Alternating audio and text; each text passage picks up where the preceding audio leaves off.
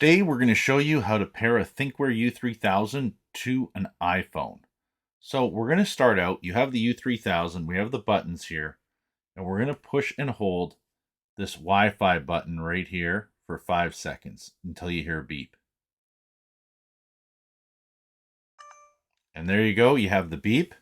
And now we're going to go directly into dashcam registration on the Thinkware Dashcam Link app. Make sure you download the right app. A lot of times there's about 4 or 5 different apps from Thinkware. Make sure you download Thinkware Dashcam Link.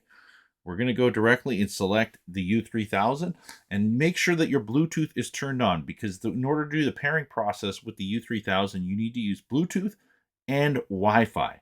So I'm going to hit the Bluetooth connection button. It's now going to search for the Thinkware U3000. Connected to a smartphone. And there you go. You're connected to a smartphone.